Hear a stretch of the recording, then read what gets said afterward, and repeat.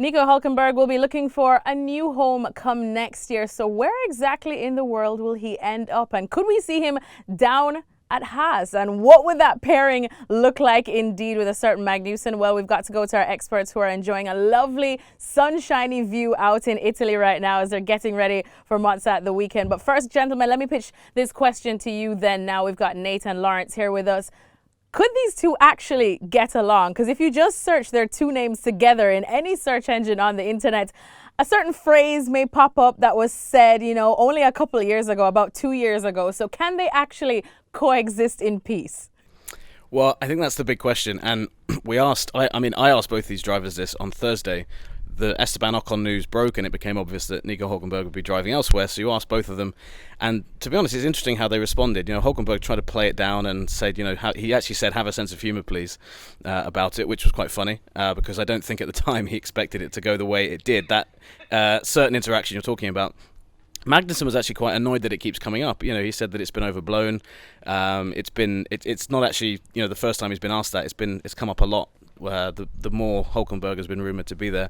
I think these two are grown men. They're two guys that understand that they would have a job to do if they're being paid to do it. And I think for Hulkenberg, the key for him now is that if he doesn't swallow, if he's got any resentment or any issue with working with Magnussen, then that's the end of his F1 career basically. So he basically would have to swallow any of that and just get on with it. And I think that actually for Haas, if they wanted to do it, they'd have to consider that, because I think both those guys are. They're quite thoroughbred racers, and I think that they'd be quite stubborn in terms of accepting team orders. And we've seen that Kevin Magnussen can get a bit racy with his teammate, and isn't afraid to bang wheels with the guy in the other car. So that could be quite interesting to manage, and it's whether they think that is worth the headache over having Grosjean for another season. Well, we know that, of course, Haas are definitely having some torrid times, looking forward to some happier times, but that definitely means that we'll have to have a happy partnership. So, Laurence, what do you think about this one? Well, it's amazing how much a driver will adapt when his F1 career is on the line. So I think Hulkenberg will say all the right things going into the year and be in a situation where he will try and prove that he is the right guy for the job, of course. But Haas's problems basically revolve around tyres and stuff like that. And there is a chance that next year they take a lot of their parts from Ferrari, and there's a chance next year Ferrari will get their head around that a bit more, and that will also trickle down to Haas. So we could have a situation where they end up with a very competitive car, because we've seen in recent years that the Haas often is actually the class of the midfield, and it's shown a few times this year that the pace is there, it's just trying to maintain it over a race distance.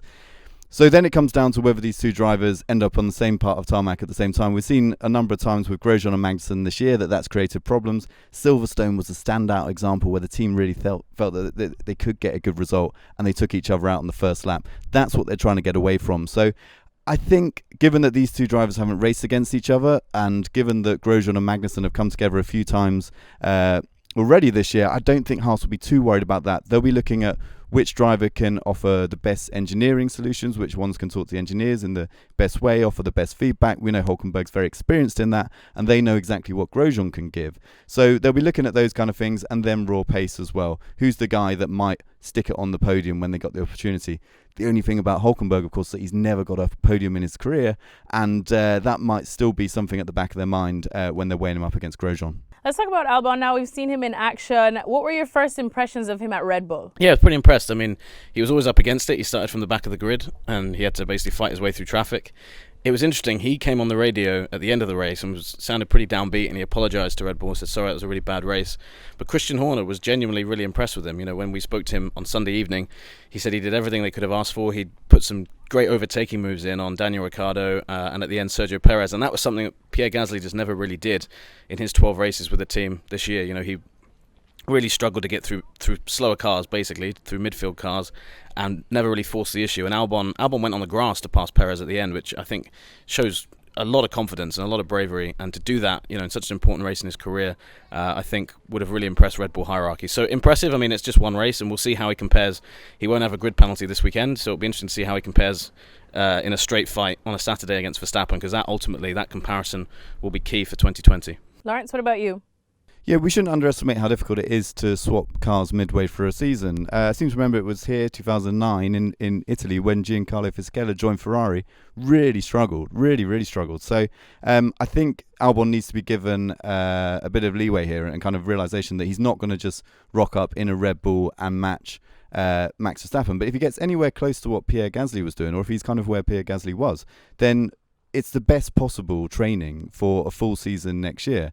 Otherwise, they would have kept him in Toro Rosso, and then you would have had to get used to Red Bull in pre-season testing like they would normally do. So this is the advantage Red Bull have. They can actually take him out, use these next 8 races as a training ground, essentially, for Albon, get a real understanding of how he works with the engineers. Again, so important in Formula 1, and what his raw pace is. And I think, from what I've heard so far, from the first outing, they're very happily surprised with what they've got. So if Albon can continue to build on that, if he can also kind of start to measure himself against Max a bit, I think the key is going to be progress. I don't think anyone's expecting him to be, within a tenth of a second of Max straight away in Monza.